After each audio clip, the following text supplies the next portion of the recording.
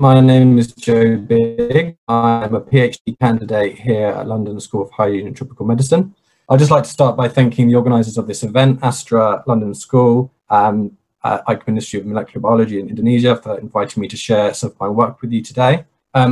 It's kind of a nice follow-on from what Martin was talking about in his introduction to dengue. And I'm going to be talking mainly about the challenge of diagnosing dengue at the point of care, and how future novel diagnostics can be used and combined to give improved case management of patients.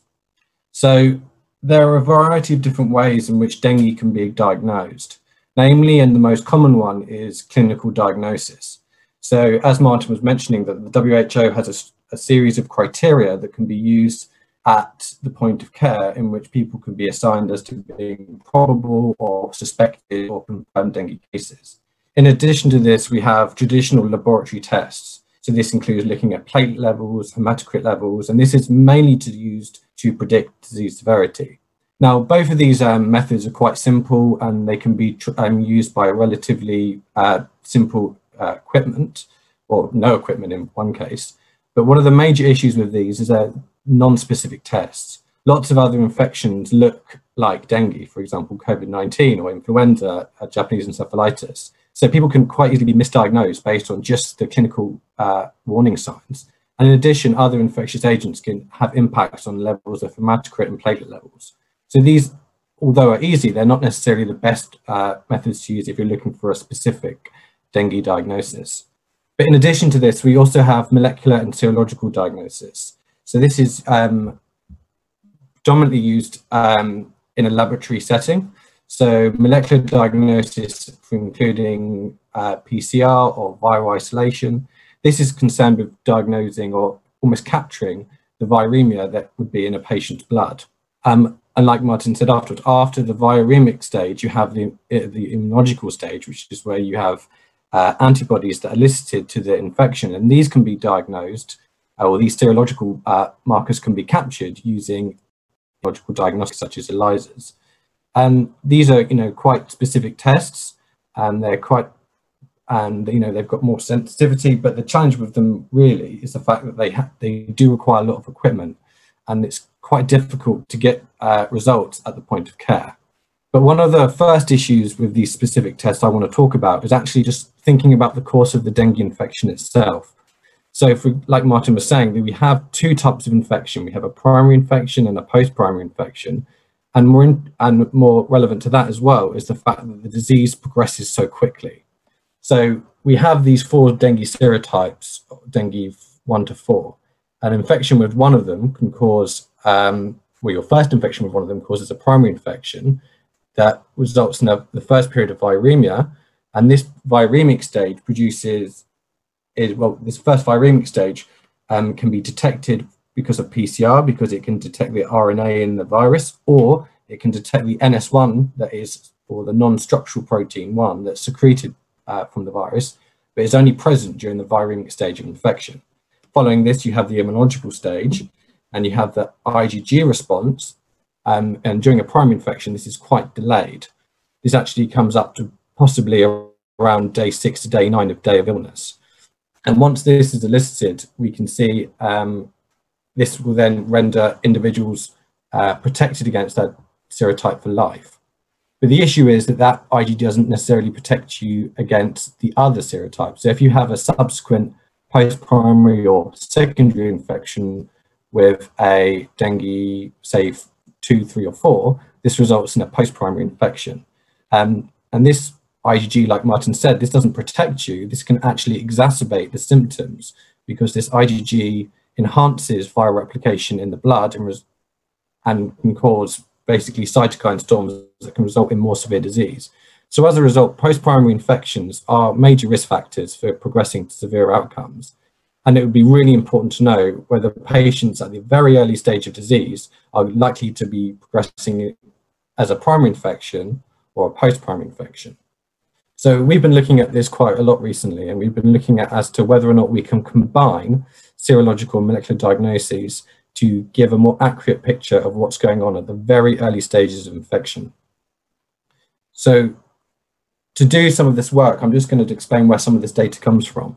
So we have a lot of data from both the Philippines and Indonesia. In the Philippines, we've got over 20,000 serum samples collected from suspected dengue cases.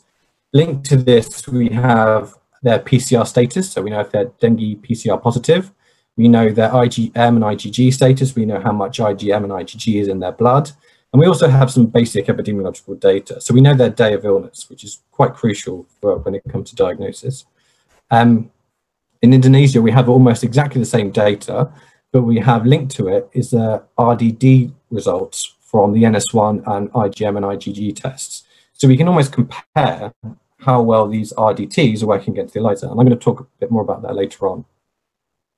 But from the Filipino data set, we've been looking at how can we accurately combine diagnostics to firstly determine if a suspected case who's come to a clinic is actually an active case or a non-active case. And a non-active case would be someone who's been misdiagnosed. So they've come in thinking they have, or the clinician thinking they have suspected dengue, but actually they don't have it. They have something similar, such as Japanese encephalitis. And we can do this by looking at their PCR and IgM status. So if a patient comes in who is IgM or PCR positive, we're pretty certain these are an active dengue infection because these markers occur rapidly at the beginning of the infection. But what's quite interesting is looking at whether or not we can distinguish between primary and post-primary cases. And just briefly, what we've been doing to distinguish these two types of infections is by looking at the IgG to IgM ratios. So during a primary infection, the IgG response is quite delayed and lags, and therefore you have much higher levels of IgM compared to IgG. But in a post-primary infection, because you've already had a dengue infection before, you've already got levels of circulating IgG. So the actual level of IgG is higher than it is for IgM. So this has been, and we've got a paper being submitted at the moment on this, and we're hoping to get this published as soon as possible. But we've just found some quite interesting results looking at this. Firstly, we've been actually looking at some of the infection kinetics and been able to quantify what we suspect is going on with the immunological and viremic kinetics. So we can just, so these two graphs represent both primary and post-primary infections. Along the bottom is the day of infection. So this is these are people who've come on the day 1 of their illness, and this is someone who's come on day 5 of their illness. And on the top here in red is the IgG, and blue is the IgM, and in dashed line is the viremia. Firstly, what's reassuring to see is that IgG is pretty much absent during the first stages of a primary infection, and the IgM is much higher, whereas in a post-primary infection, the IgG is pre-circulating at the start and at the end, and it's much higher than IgM. So this is quite reassuring results. But what's most striking of all is the differences in viremia. So we can see in this black dashed line here, this represents the decreasing level of viremia during this stage of infection. And what we notice is that in a primary infection, that level of viremia seems to be much higher during the first 5 days of disease. Now, we think this could have some quite striking impacts on dengue diagnosis, because the viremia is linked not only to PCR tests, but it's also linked to NS1 tests, because the virus itself is what's secreting the NS1. We also looked into some of the disease outcomes associated with dengue immune status. So this graph on the left here represents our primary infections. On the right is our post-primary infections, and we just stratified basically the symptoms which they're presenting with by age. And in red here shows the percentage of those who are reporting with severe disease. What's first and most reassuring to see is that severe disease is still quite a rare outcome, although it's still present. But what we notice is it's the post-primary infections who are younger who seem to be presenting with more severe disease. Now this, that we believe, has major implications for dengue surveillance operations.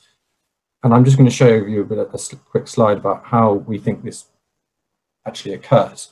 So what we've been able to do is collect from all the data we've collected across the Philippines. We've been able to look at the mean provincial age of the primary infections across the country. And what we can see in some of these areas, and for example, the darker blue areas here, this is where people are reporting to clinics at a very young age with their first dengue infection. We think this is really relevant is because these individuals might be at risk of having a subsequent post-primary infection, again at a young age. And we know that having a post-primary infection at a young age can result in more severe disease. So this is an area that we've been exploring quite a lot recently, and we're looking to hopefully get some more cleaner results. But yeah, this is something that there's a lot of further investigation into. But the talk today is more about point-of-care diagnostics. So at the moment, the algorithm relies on these quite laborious, labor-intensive ELISA tests and PCR tests. And these almost sometimes can take up to a couple of days to complete. And certainly, you know, the patient wouldn't benefit from this level of this algorithm at the moment because of these tests. But what we want to know is whether or not existing, or actually new to the market, novel rapid tests can be used to replace the diagnostics already in the algorithm. And what we found, and this is, we used data from Indonesia on this, because for each patient we have their ELISA results, but we also have their RDT results. And what we found roughly is that rapid tests match the laboratory tests. So if we look at this graph on the top left here, we can see this along the bottom is the CT value, which represents the amount of viremia. So the lower the CT value, the higher the amount of virus there is in their blood. And what we can see using binomial logistic regression is that the probability of being an NS1 RDT positive actually increases with increasing viremia, which is really reassuring to see. But what we say, for example, we can say here, if someone has a CT value of 30, we believe they've got an 80% chance of being NS1 RDT positive. And we can do this again for the IgM RDTs against the IgM ELISAs and the IgG RDTs against the IgG ELISAs. And we can basically see that they work really well against these laboratory tests. Then we thought, well, actually we know we can already quantify the level of antibody and viremia by day of disease. So for example, we know someone on a primary infection on disease day 2, we know roughly has a mean CT value of about 31. So from that, we can actually estimate what's the probability of them being RDT positive. And then we can do this for both IgM and IgG, and we've kind of collated this into a table here.